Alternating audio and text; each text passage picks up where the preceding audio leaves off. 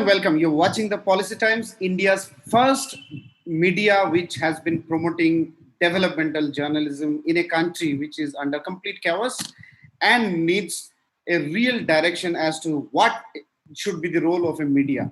Now, when we talk about that, when we are committed to a cause to make India one of the advanced and developed nation, the first thing that comes, or the first institution or stakeholder that plays a very key role in the development process, is how healthy is the startup ecosystem and what is the level of contribution of startups in the country. We have talked long before in partnership with US Impact, Auto Nebula, P Combinator, Passion Framework, and Velison, under the leadership of Dr. Prakash Sharma, who is an ambassador at Global Startup Ecosystem. We realized that we need to boost and promote startups, because startups were contributing tremendously, not in terms of increasing revenue for the country, but also creating massive employment. We have talked many times that startups proportion of creating jobs is much higher than many of the big companies, because big companies go into economies of scale which deduct jobs and increase efficiency. On the other hand, startups promote a lot of job and revenue for a nation.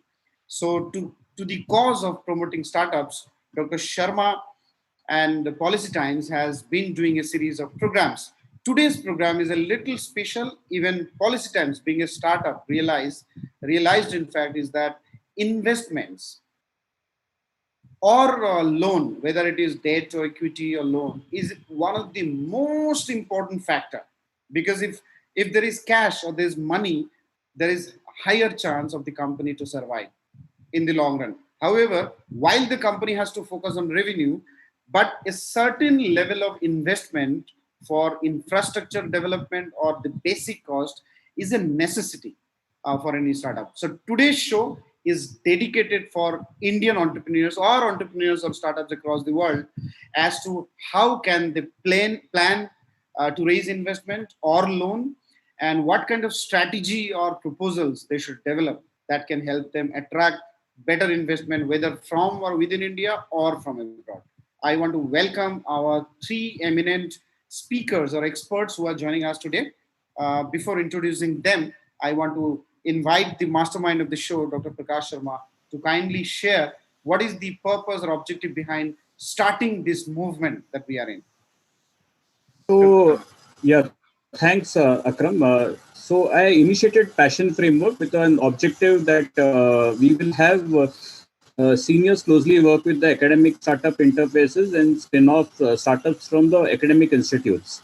Over a period of time, supporting Auto Nebula, which is a focus accelerator in the connected transport space, and Uplift Accelerator, which is focused on autism. What we realized was that equity funding has been a challenge lately, and post-COVID it becomes more challenging.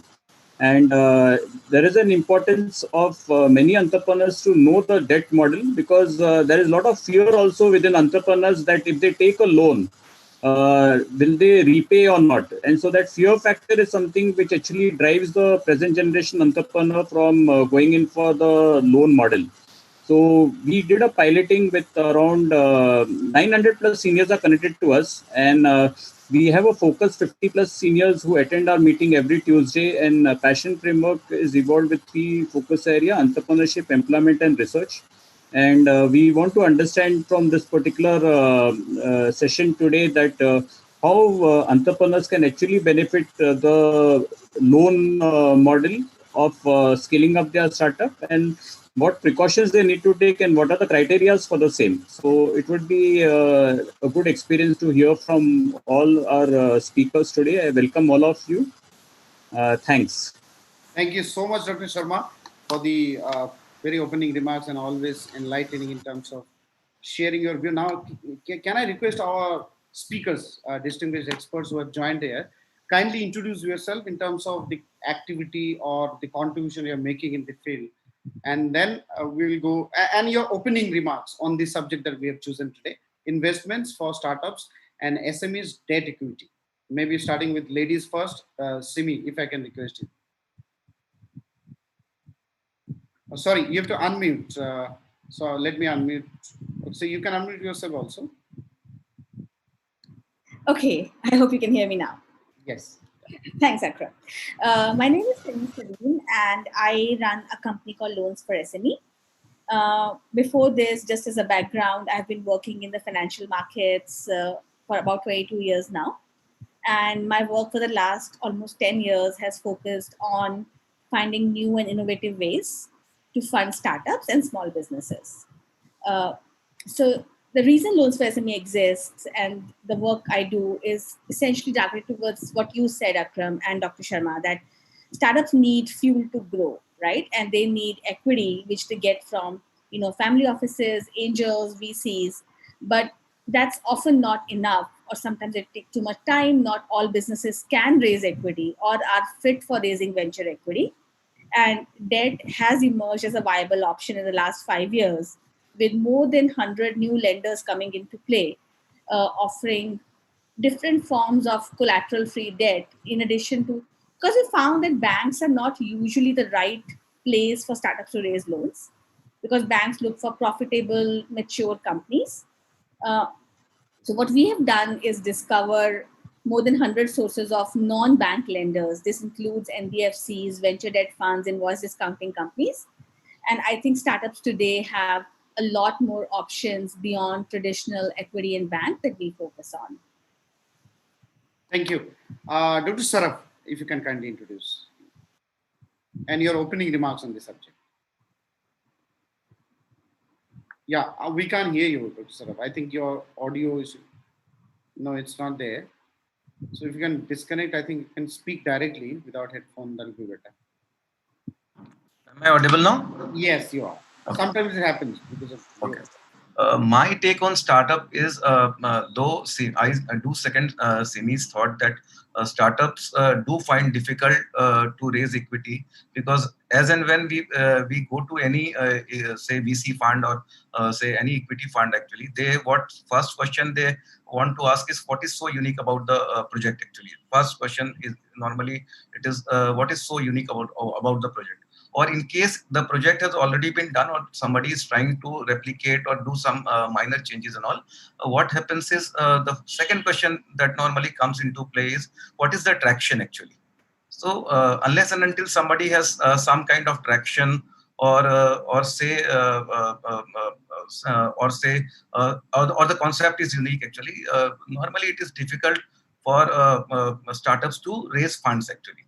And in current post COVID situation, uh, it's going to be more tough actually, since the VC funds would be more stringent and so more skeptical to the data that these startups provide actually, since they would like more to invest in companies which say which would be more growth oriented, in the sense that they would not like to invest in companies which will burn cash too quickly actually, say B2B companies like Udan actually, just to take an example.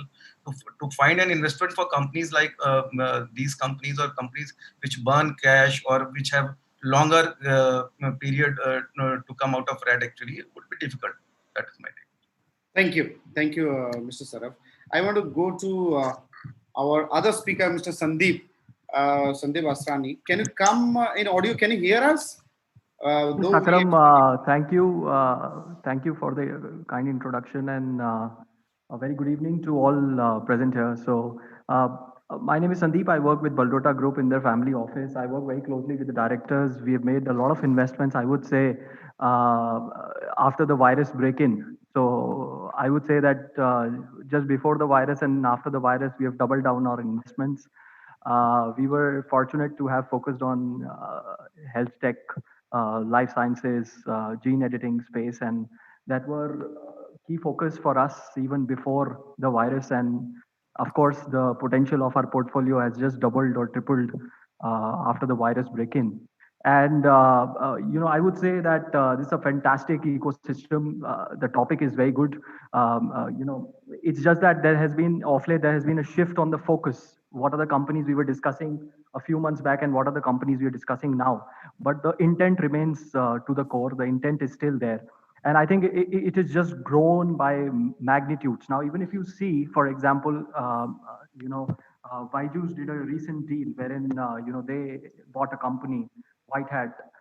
If you see Mukesh Ambani, for example, and his deals that he've done.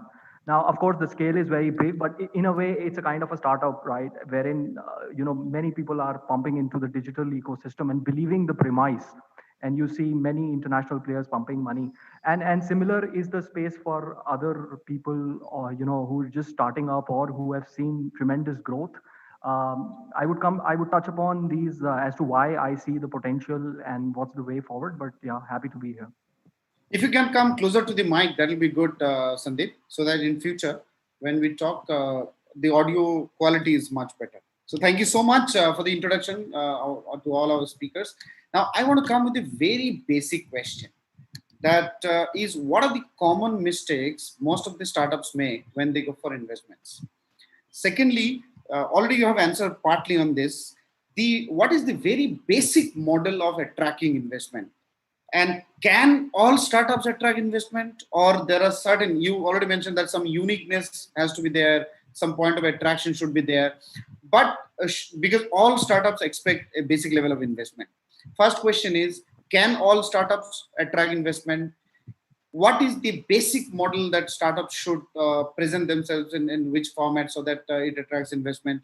What are the common mistakes often they make to fail investment? Maybe Simi first. So I guess, the very, first and short answer to should all startups get investments? I think the answer is no. And I'll tell you why, right? Basically, if you look at how traditional businesses used to be built, say a textile business or, a manufacturing business, they used to bootstrap, they used to basically build a plant, grow slowly over time. And then startups came into fore, and, essentially they are the ones who are coming in with something that's new, that's innovative, and they're growing very rapidly. And I think these are two very different styles of companies. Now, when we look at a typical investor, be it a family office, be it a VC, they are working under a certain framework. What that framework is that if I'm investing 100 rupees in you today as a startup, each fund has a life. They have, say, an 8-year life or a 6-year life. And what they want is that within that 4 to 6 years after their investment, you're able to grow so much that you return 10 times their money or 20 times their money back to them. Which means that essentially any startup who accepts VC investment has to be prepared to be on that growth path. It has to be somebody who's truly growing rapidly, is willing to come up with unique products, find a market that they're able to sell that product to, and eventually return the money to VCs with a lot of additional profit over what they've invested in. Now, not every business fits that parameter, right? So if you are a business that's unique, if you're a business that's going to grow very rapidly, and you need risk money, you need money from somebody who can put a lot of faith in your ability to take a risk and take something that's unproven, take something that's new and build a solid business out of it in 4 to 6 years, that's when you take a VC money. But if you are something, and I give an example. For example, we do a lot of work in climate finance. So I think two very distinct use cases, right? If you're creating something that's absolutely new, a new IoT solution that will make energy usage lower by 50%, right? That's something that a startup should get funded from a VC money. If you are the 20th rooftop solar company who will have the exact same business model as the other 19 rooftop solar companies, you will not and should not take VC money because you will not have those extraordinary returns. Thank you. Mr. Saraf? Yeah. Hello? Yeah. Okay, yeah, we can hear you. We can hear you, I think, this time. I 100% agree with Simi that all startups do not get funded actually. And my personal view is out of 10, hardly 2 or 3 get funded actually. Maximum, that is the maximum that gets funded actually. According to me, what a startup should do in case they are not getting funded actually. Let me take it a bit further actually. In case some startups are not getting funded, in case they still believe in the concept and they have high confidence in their idea, what they should do is that they should try to raise small money through through say own sources, and then try to build bit of traction, and then go for say post angel funding kind of activity actually, rather than getting funds actually, because in no case every startup is going to get money actually. Hardly, in my personal opinion and my past dealings tell me that out of 10 actually I am also not able to get funding in all of the startups actually. That is why as a consultant actually we have to be more cautious in taking the kind of projects that we take actually, as Simi told that in say solar rooftop projects, 19 if 19 are doing, then 20th would not be attractive for startup, and they would not be able to meet the expectation of the VCs also actually.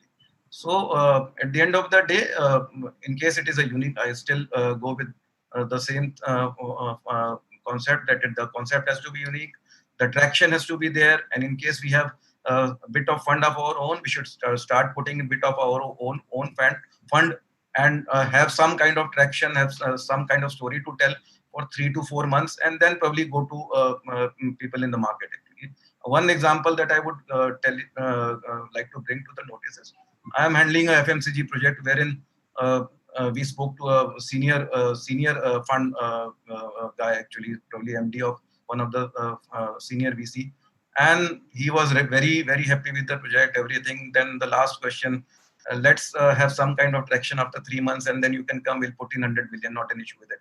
And the other question they put in, which is so like unique to it, well, how do you compare with Reliance actually?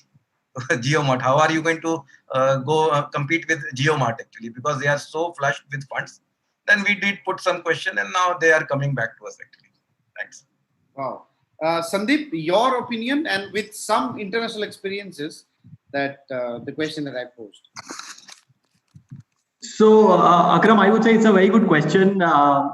Just to answer, what are the common mistakes, or how should a startup completely look at this? Is, I would say, first, when you're starting a startup, you have an idea, is to believe on that idea. Sometimes we and do a very depth study about your startup as to what is the thing that you're trying to crack.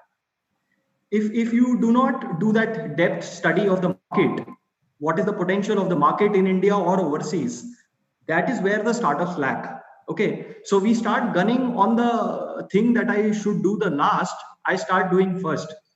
What I mean to say is that we start looking for funding the very first day I open the startup. It should not be like that. It should be that first look for the depth of your idea, test your idea with your own money, and have expert opinion. What is the differentiator that you're looking for? Are you just trying to create, as Simi also mentioned, are you just the 20th or the 19th in a bunch of so many companies, and then you're just the 20th? Then it hardly makes any difference for anybody, right? You're there, you want to be there, okay, good to be. Now, and when you've done that, you will realize that it's other way around. It's not that you're looking for funding, it's that company want to fund you. You have to create a company which is completely transforming, that's disrupting. And rather than looking for VC funding, you have to bring your company to a level wherein VCs are looking to fund you.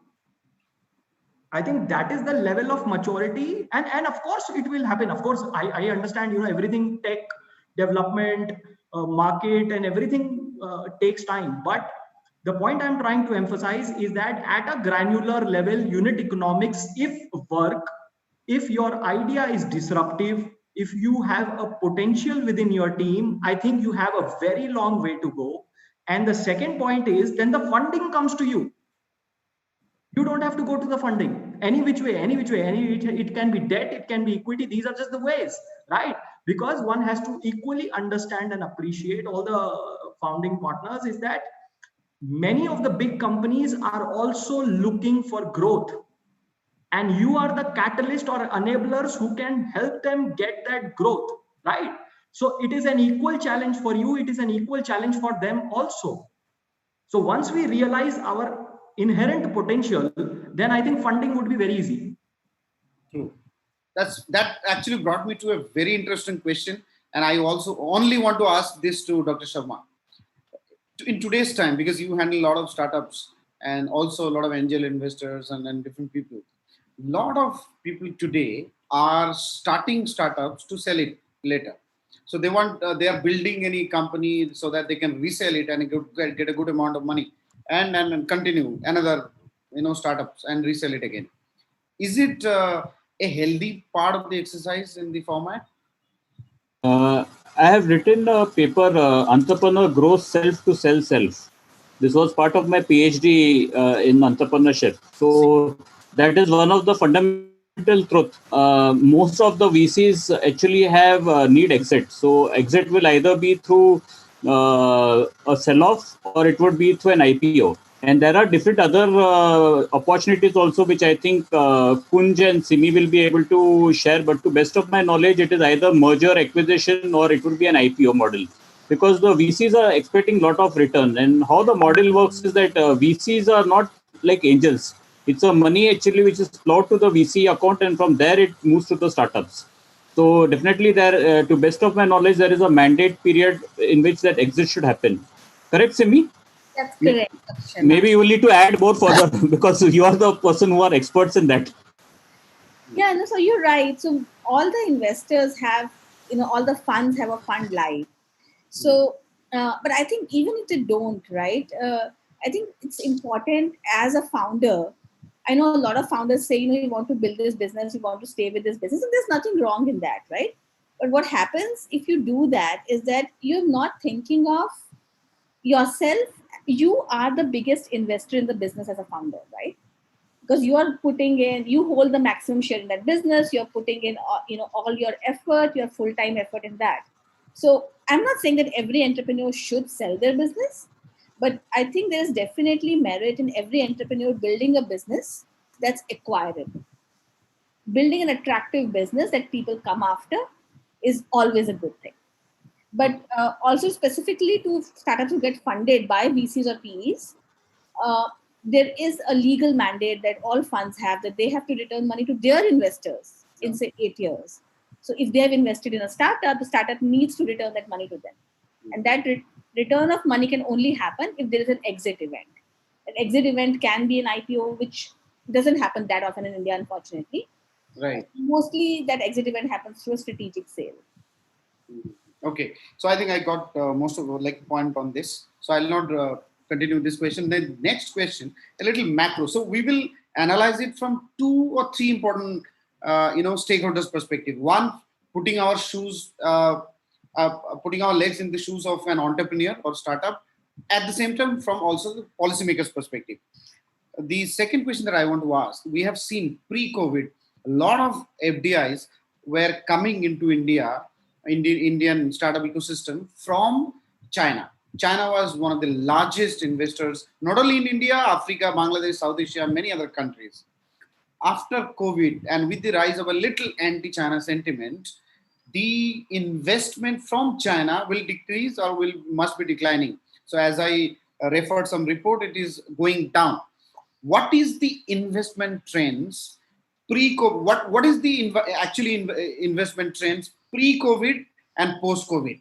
And what are the sectors do you think it is certainly that the investment will not end, as Sandeep has very nicely said, but there are other companies which are attracting investment.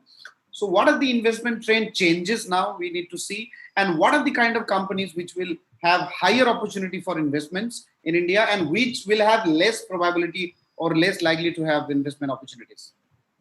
Some macro trends and then some specific micro. Maybe Sandeep, if he can start. Yes, Akram. So, I would say that on an overall basis, I see, yes, disruption is there. China was pumping in money, FDI money was coming in. But of course, this period is going to continue till the time we have a vaccine and we come out. And the recovery is going to be very strong, is what I believe. It's going to bounce back as soon as we have this vaccine ready. And, we have, of course, Russia is claiming, but we have to still wait and test it. Uh, US is on an advanced stage. Many companies are in the phase 3. So we are yet to see. But what I'm trying to say is that the recovery is going to be very fast. Now, you pointed out with respect to FDI coming from China. If it's not China, it's going to be other countries, right? But the point is, India is a strong potential country, right? the inherent potential of the country and the entrepreneurial spirit within the country is very strong. And that is going to bring FDI. So maybe it's going to be, so may not have exact numbers, but how I firmly believe it will just balance off, or rather increase in the years to come. Excellent. Now, with respect to sectors that you have asked, so what are the sectors that are going to benefit? Of course, it's all in the media. Medtech, life sciences, edutech, agri-tech are some of the sectors and the founders which will really benefit. And life insurances, we have seen numbers with respect to Policy Bazaar, how they're performing. And some of the sectors which are going to take hit are mobility. Mobility is, of course, taking hit. So we have that in our portfolio, but still it's a long play. It's not going away. But yes, mobility would be, say, one sector which is taking hit.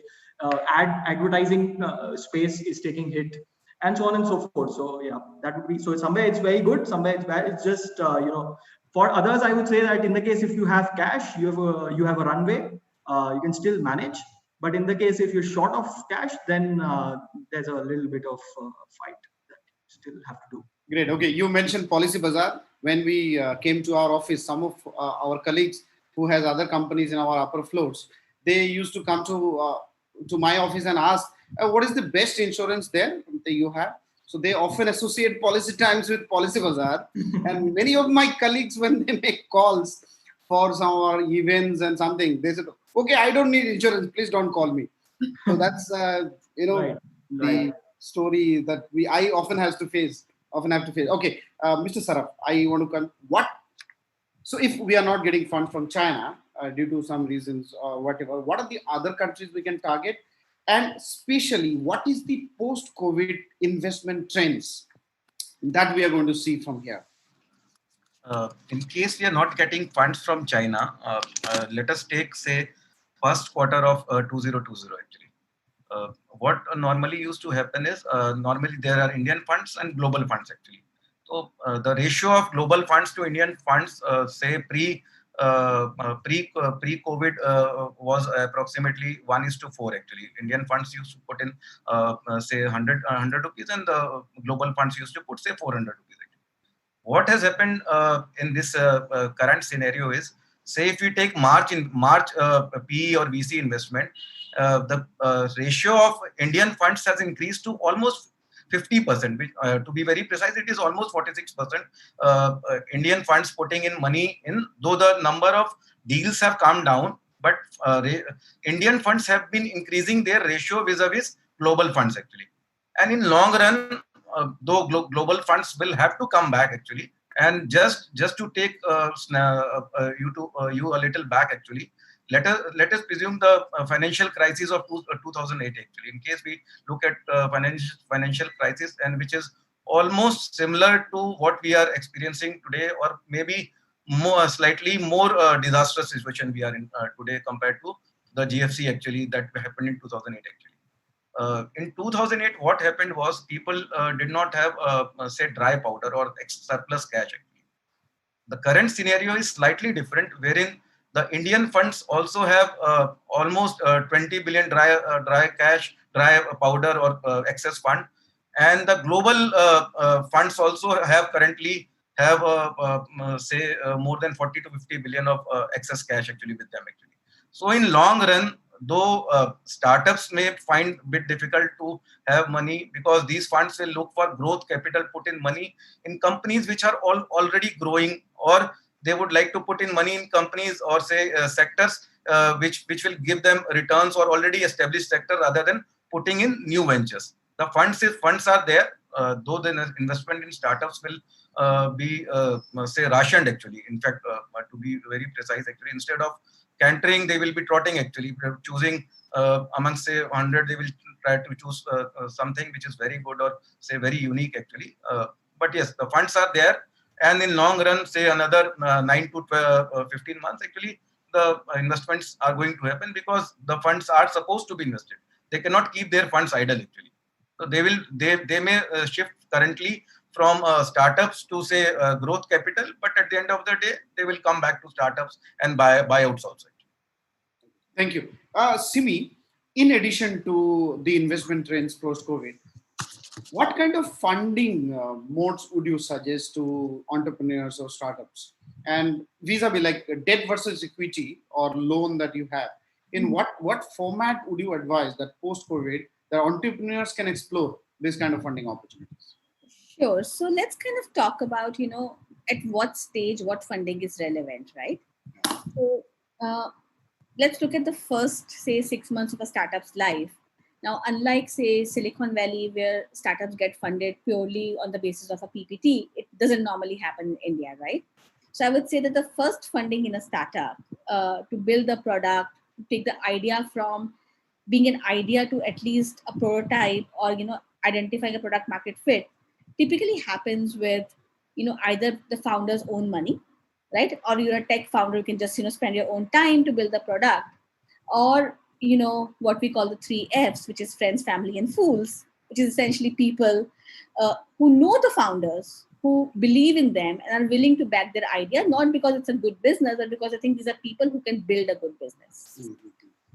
I think beyond that stage, the next funding that a startup looks for is essentially funding from either a seed fund, so a small, angel fund or an angel network. But also, I think in the last 2 years, there's been, a number of incubators, accelerators that have come into India. Take Sequoia Surge, for example, that now fund these startups to just, help them get off the board. Even international accelerators like Y Combinator, like Techstars, have been picking more and more companies from India. So that's the starting point, right? I think once you start to have some revenue, that's when the choice comes between debt and equity. So I think that's where both debt and equity, I think, have a place. So equity is typically risk capital. That's a capital where you are diluting your, equity, giving a share in your company, and essentially you're getting money for, burning, for your losses, for product development. But also, as you start to generate revenue, you have a very different need as well, right? You have receivables, so you have working capital requirements. You need to pay salaries on time, which may not always have enough cash to do that. And that's where debt becomes an option. So when you look at debt, right? Debt is typically an option, I would say, not in the first 1 year of a startup's life, because unlike equity, where equity investors give you money and say, do something with it. If you make money, give it back to us in a few years. If you not, we'll write it off. A loan is different, right? A loan is something where a lender gives you money and says, I'm giving you 100 rupees. You need to pay this back with X amount of interest to me in 1 year, 2 year, 5 years, whatever that number is, right? So which is why I think debt comes into play when you have some revenue, and you can show to the lenders that you have a certain cash that will come into your company from your customers, and you can use that to repay the loan. So that's broadly how you differentiate debt versus equity. It's amazing.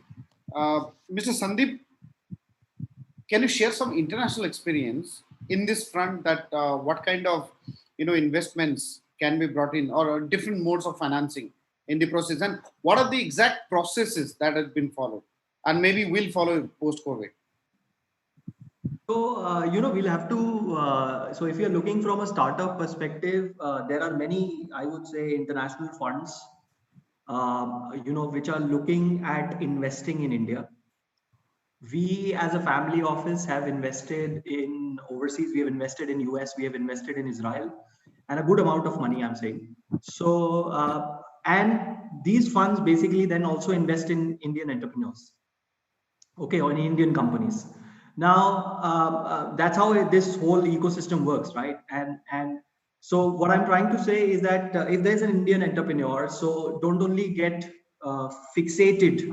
If you ever, so my underlying principle remains is to find a good idea, a good founder, a good team. So if you have that, I think you should not only limit yourself with an Indian venture fund or an Indian family offices. You have the globe to catch, right? You can go across, and and they're really looking. So when I speak to these managing partners of some of the billion-dollar funds that we have interacted with and invested, they are really happy and excited to invest in Indian companies. So that's what I would suggest to some of the startup founders. It's not only India. I think it's globe that you should eye and seek investments from. Amazing. Maybe I'll ask our two other experts, Dr. Sharma and Mr. Saraf. And this is a very important question from the policy perspective, that what is the role of governments in the startup ecosystem? And what kind of policy intervention that you would suggest which will help boost India's startup investment ecosystem or culture? Maybe Dr. Sharma can give a touch, and then Mr. Saraf. So let me tell you, this entire startup ecosystem, passion, in fact, you'd be surprised. I initiated it 2 decades back.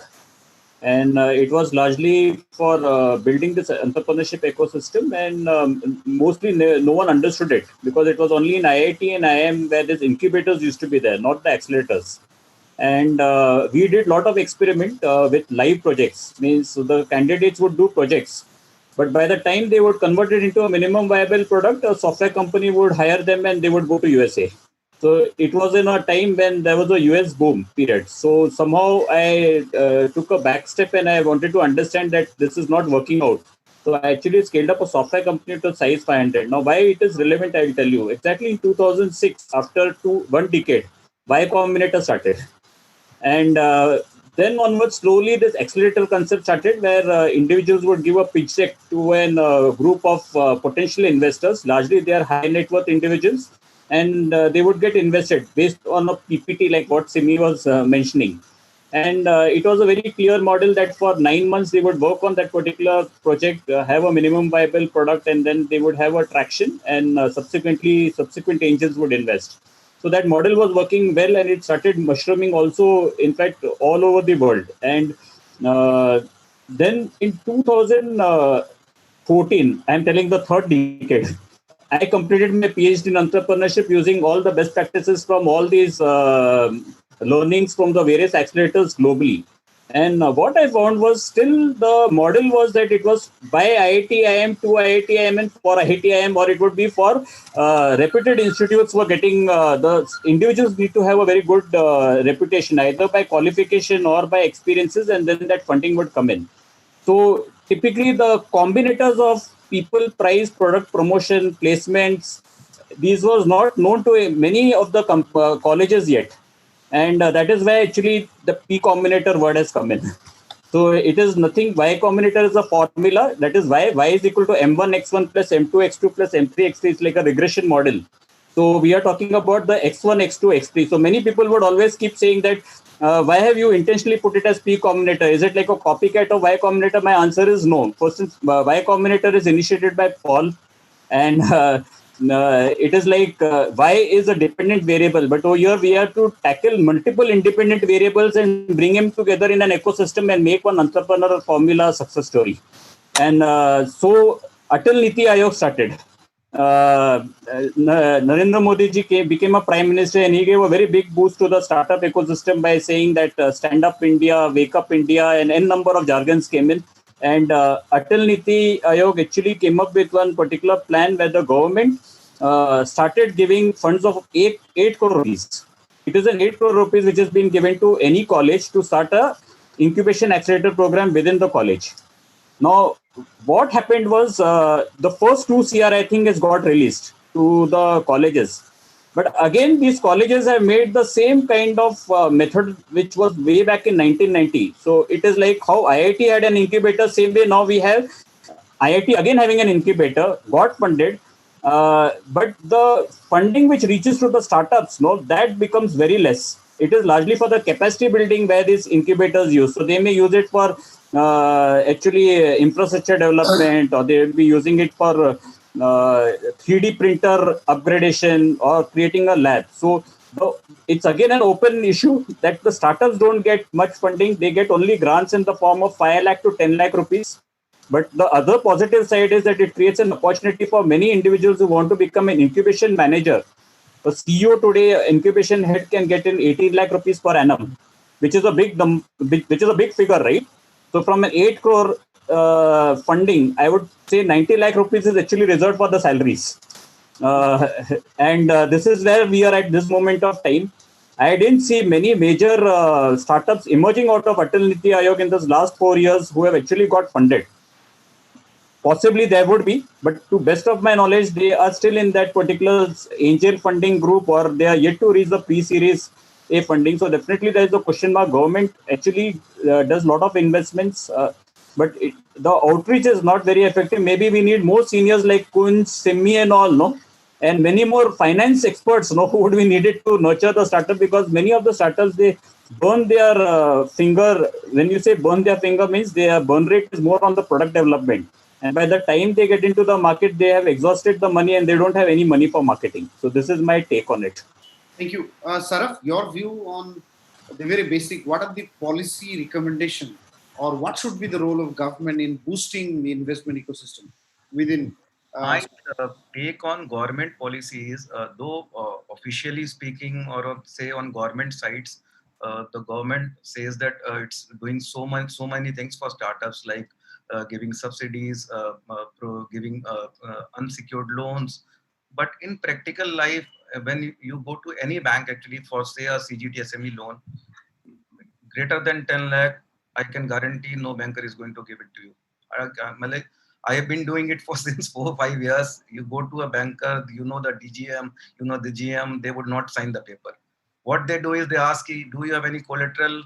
And for government to show the data, what the government does is they take your collateral, process it under CGT SME sectors, and the data is done that way. So problem is, because equity is hard to generate, and good that SIMI has other ways of generating debt actually, rather than collateral free debts actually. So that is my recommendation is government should be forthcoming, and the process of giving CGTSME loan, wherein the loans are guaranteed by government, should be very transparent, because I have been facing a lot of problem wherein if you want a 10 lakh loan also, let us say 10 lakh loan is also hard to come from for any kind of startup. The government has Pradhan Mantri Employment Guarantee Scheme, wherein it promotes entrepreneurs which want to take loan up till 25 lakh rupees.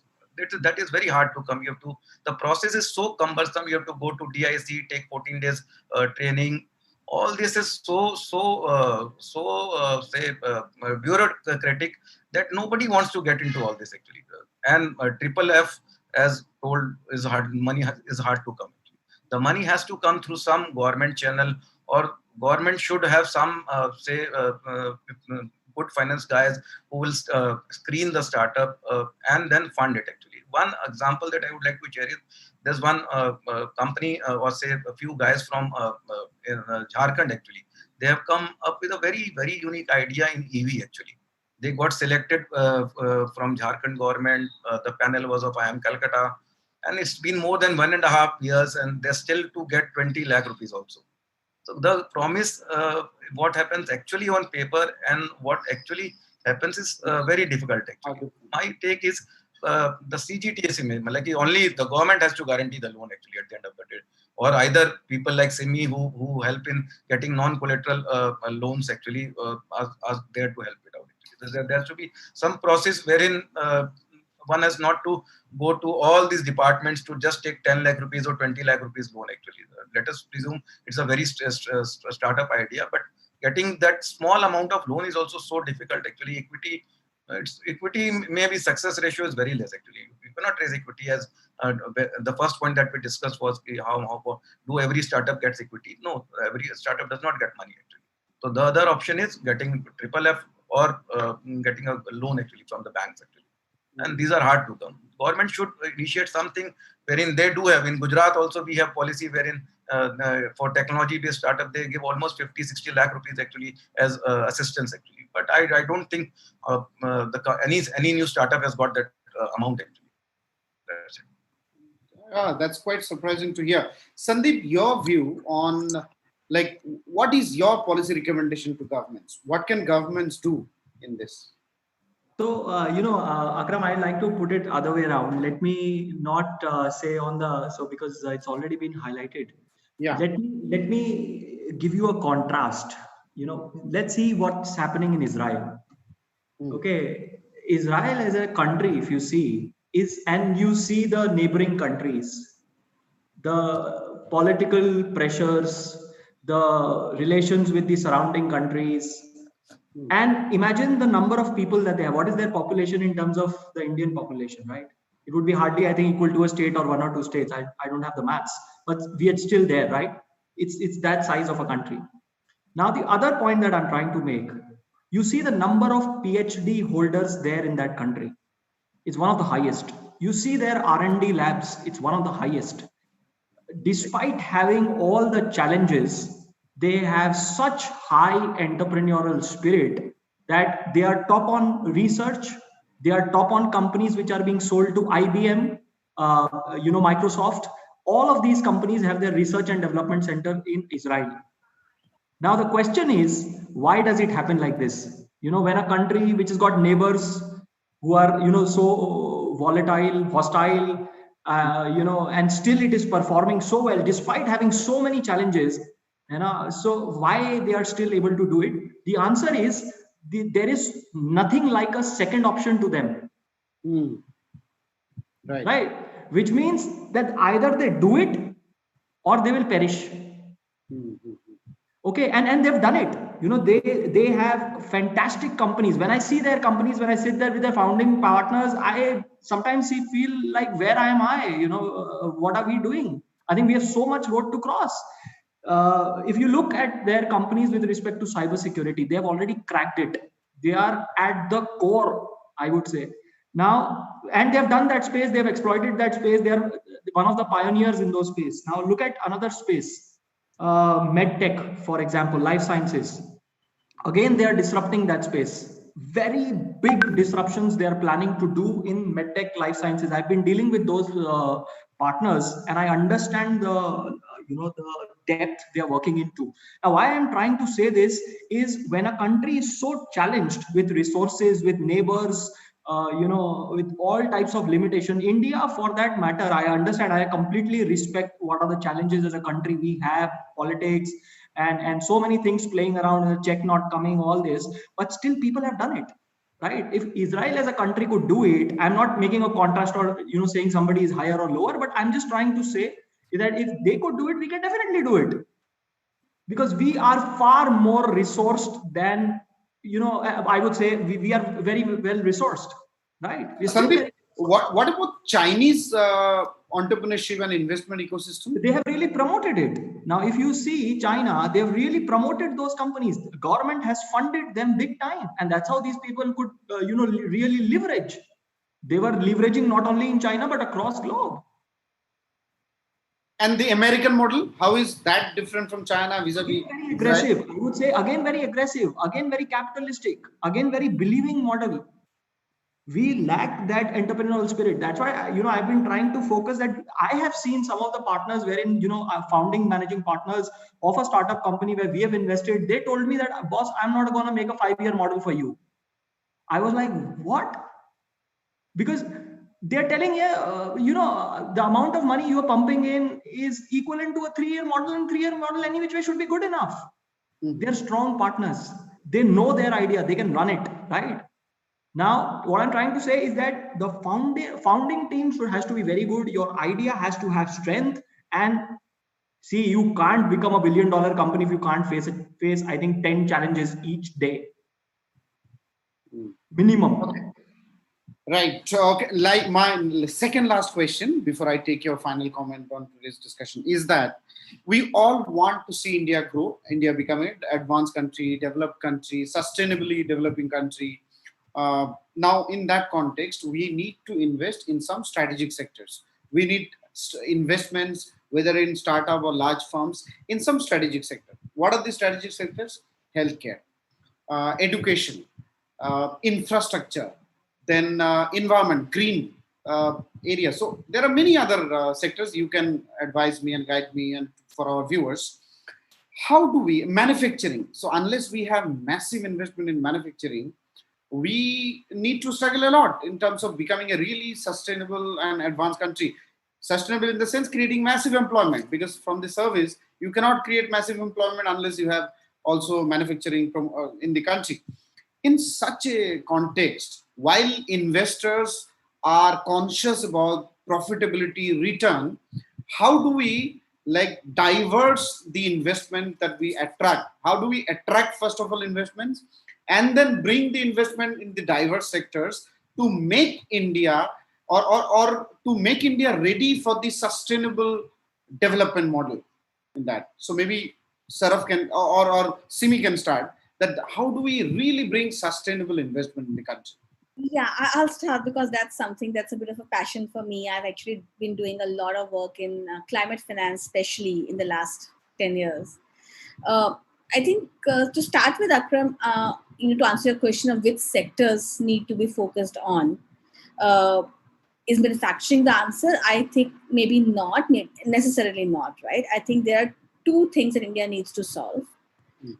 And climate change is definitely one of them, right? And climate change is not just about building more solar capacity or building more wind capacity, because I think we are past the point where just adding, more renewable energy will solve climate change for us. Climate change for India in the next 20 years is going to mean adaptation as well as mitigation. What that means is that no matter what you do, you will have, more dramatic climate events. You will need to, build more and more robust agriculture supply chains, food security, and disaster management, as well as healthcare for all. And investment needs to come into that. I think the second sector that India needs to focus on is definitely skill development. And I will say that EdTech is only part of the answer, because the way our education is structured, most people graduate or even postgraduate today without having real job skills. Right. I think upskilling people and kind of getting away from this whole I need to be a postgraduate to be kind of successful at a job is something that we have to step away from, right? Because I think what we need is really more people at base of pyramid getting job training and skills training. So both of these segments, climate change and education slash upskilling is going to require significant investment. The good news is that there are multiple and diverse sources of funding coming into India for that. And this is not just government funding, right? We work with close to 20 and even more of what are called impact funds. These are funds whose purpose is not to just invest in profitable or highly scalable companies, but to actually invest in companies or startups that can create impact. And that segment has been growing faster than mainstream investments in the last 5 years. So we see not just Indian funds like Avishkar or like I think Omnivore, which is a agri-tech fund, an example of that. But even large US investors like CDC, USAID, as well as large foundations like say Michael Susan Dell Foundation, Omidyar, all of these making significant investments in India. So I think there is a realization that there needs to be an investment that needs to happen in sustainability, and there's money coming for that. And the challenge is that it's not enough, and we're going to need a lot more of it. I think what government needs to do to make that happen is not to do a lot of funding. It needs to just get out of the way, right? It needs to get out of the way by taking away things like angel tax, which was a problem for people in like many years. It needs to get away by kind of making it easier for investors to take their money out, making stricter IP laws, because today people are scared of funding IP companies because IP protection is really bad. So I think we need policy interventions to make the country more startup friendly and more investor friendly. Not necessarily funding. I think funding will come if you solve that. Nice. Saraf, your view on. My view on I am a strong advocate of manufacturing sector. Actually, I still believe manufacturing has to be promoted anyhow. Though the share of job generation by manufacturing vis-a-vis service is coming down actually, and it's good for the country actually. But uh, my personal view is we need to promote manufacturing, and one of the reason why manufacturing has to be promoted is normally manufacturing had been like the basic job generation comes from the manufacturing sector. That is one of the reason. I promote manufacturing sector. But the problem with manufacturing startups and say already established manufacturing units in India is probably there's hardly any government support. Just to take an example, wherein 10 years back I was working with a company wherein we ordered almost 30 million USD ordered to Chinese company, and the reason being the Chinese companies used to get almost 12% subsidy or aid from government for any export sales. Like in case we cannot think of that happening in India actually. Anyways, we cannot think of that these things happening in India. My take is manufacturing has to be promoted. Funds will definitely come, and manufacturing sector needs to be boosted so that economy will grow through manufacturing sector. Yeah, I mean, I just give a small example before I go to something. That Lava, I recently had a meeting with Lava. It's a $1.2 billion enterprise. And the future plan, I can't reveal in this show. You can't believe a small number of quantity sales of the company, and the revenue goes into multi-billion dollar.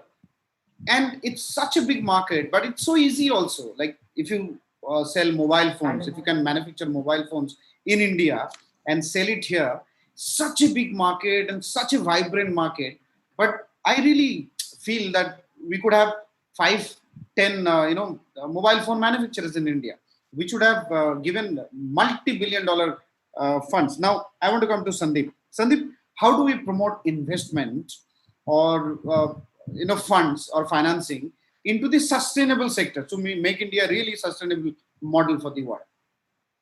So, Akram, again, a very good question. And I would say what Kunj and Simi have already shared is enough and captures what India really needs. And how I would like to put this across is that we were earlier, before the virus, we were on a globalization model.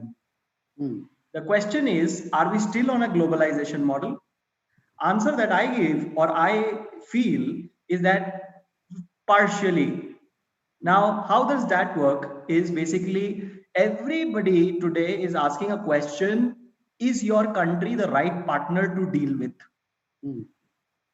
Now, if you are the right partner, okay, if you are the right partner, if India is the right partner, which of course India is, then the potential has increased rather, right? For Indian students to crack education in top premier US institutes like Harvard, like Kellogg, because they are looking for right set of partners. They are looking for right set of investments to make, right?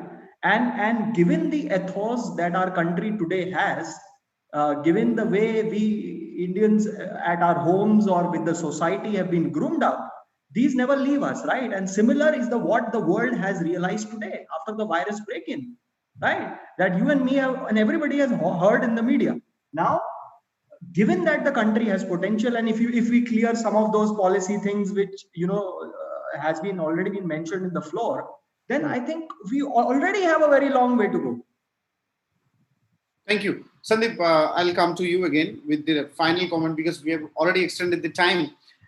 Final comment, especially a message for the entrepreneurs, because it's a show for them. What kind of lessons or what should be the takeaway, and what would be your message to entrepreneurs who are looking for some funds, some financial support from you, Sandeep? So, I would say two things. Just remember two things. I think that will clear most of the things for you. The two things are: have a belief in what you're doing. The second is be ethical. Be ethical in what you're doing, right? If you have the belief, I think you can crack everything with it. And if you are ethical, that's again a very good, strong point with you that can really take you very long. I think the rest, everything gets sorted and gets placed. Thank you. Saraf, your message to the entrepreneurs. I'll second Sandeep, wherein he tells that one needs to believe in the idea or the belief actually.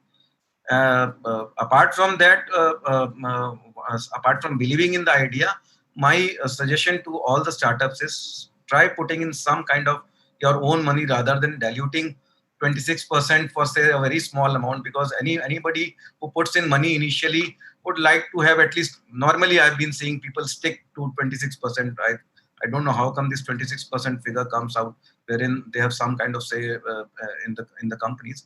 But my suggestion is generate some kind of fund from your end, start having some kind of revenue on board, as Simi also told, and then let funds come to you, rather than going to fund with just a basic idea or the pitch deck, as we call technically, with just the pitch deck we want to raise fund. We should avoid doing that. That's it. Thank you. Simi, your final comment. I'd say that a lot of people have good ideas, but what I've seen separate successful startups from not successful ones is execution and your stamina and your ability to cope with challenges. The fact that you will have challenges is a given. It's how you adapt to them is what separates good businesses from bad ones. Thank you. Dr. Sharma, may I request you to kindly summarize the entire discussion? Largely, startup is like an experiment. So co-creation, collaboration is very important. We need to get the right kind of team. And it's very important for advisors and mentors also to be involved in the project. So there is something like stock options for employees or advisors. I think that is a recommended model for many startups. Many times they don't understand that, but typically collaboration will be the way forward. And as Simi rightfully pointed out, we need to have the execution well in place. I'm also agreeing with Saraf and Asrani that belief is most important. Unless and until you don't have the passion for doing that venture, things will not move ahead. So that is it from my side. Thank you. Thank you so much, Dr. Sharma, and to all our distinguished speakers for being with us. Most of the points are repeated, so I'll not repeat them again. But yes, when an investor looks into a company or a startup to invest, there are three things, as speaker said: idea, the owner, the entrepreneur, and the team. And then Simi added that execution. If all these are perfect, then I think you have a better chance to attract investment. But not all companies can attract investment. So your revenue model has to be better. So you should not like wish that, okay, I will get investment, then only I will survive. It should be vice versa. Investment can be just an addition to your mission, but you should be self-sustaining. That's the end. I think we as an entrepreneur should always try. So viewers, if you like our discussion, do subscribe to our YouTube channel and like our Facebook page. We will come with similar experts in all our future episodes, which add value to you. Thank you. Keep watching the Policy Times.